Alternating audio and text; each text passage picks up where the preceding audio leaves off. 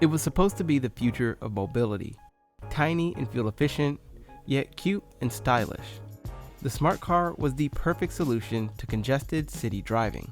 But in just 2 decades, the smart company went from selling almost 200,000 vehicles a year to losing an estimated $500 million annually. In 2019, owner Daimler stopped selling the brand in North America and nearly axed the company altogether. So, just what happened to everyone's favorite microcar? The idea for the smart car came from Swiss businessman Nicholas Hayek, founder of the Swatch Group watch company. Hayek wanted a fashionable, compact city car that was both easy to park and customize. After over a decade of looking for the right automaker to develop the car, Hayek convinced Mercedes-Benz parent company, Daimler, to partner with him. The deal was made official in 1994, and they named the proposed vehicle Smart, short for Swatch Mercedes-Benz Art. Daimler debuted the Smart City Coupe in 1997 at the Frankfurt Motor Show. The car went into production the following year and was sold in 9 European countries. After a slow start, sales skyrocketed by almost 900% in 1999. By 2000, annual sales reached over 100,000 cars. In 2004, Daimler released the 4-door Smart 4. The slightly larger model helped Smart's overall sales in Europe peak at nearly 135,000 cars for the year. Unfortunately, the 4's sales couldn't keep up, and after just a few years, Daimler axed the mini SUV.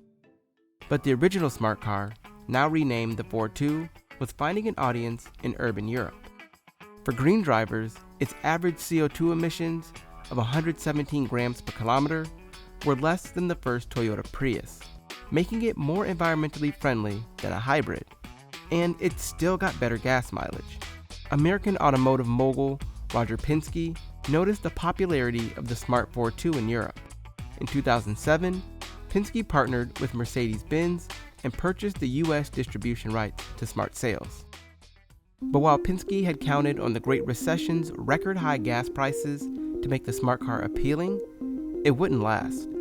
The economy bounced back, fuel prices fell, and even the microcar's novelty suddenly wore off. In 2008, almost 25,000 smart cars were sold in the US.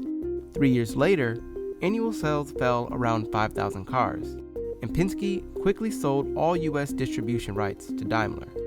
It turns out, Americans weren't over their love of SUVs, specifically crossovers.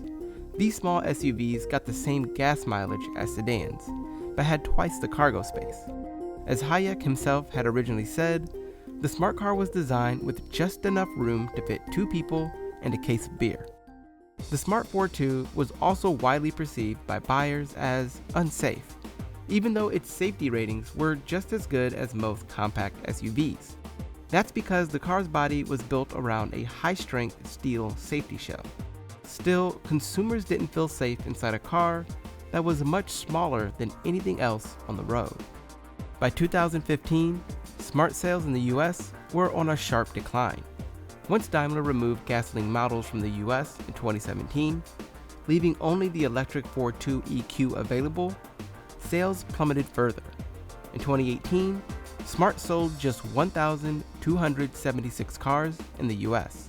The following year, the company pulled the plug on all North American operations. Despite these failures, Smart sales have remained steady in Europe, where there are more congested city streets and stricter emission laws. With only one factory and high-cost labor, the smart car is expensive to make. Daimler doesn't report Smart's finances, but experts estimate smart cars lose Daimler over $500 million annually. In 2019, Daimler was on the cusp of dropping the Smart brand altogether. Instead, the company decided to take it where all struggling car brands seem to go in search of a new audience: China. Daimler partnered with Geely, the parent company of Volvo, and invested to build a smart car factory in the country, beginning worldwide sales by 2022. The goal is to transform Smart into a China-based, all-electric brand. Smart even has an SUV scheduled for 2023. Whether moves like these can save the Smart brand remain to be seen, but as an EV company, China could be its best option, with more electric cars sold there than any other countries combined. Between lower manufacturing costs and some of the world's most congested roads, the country could be exactly what the brand has needed all these years.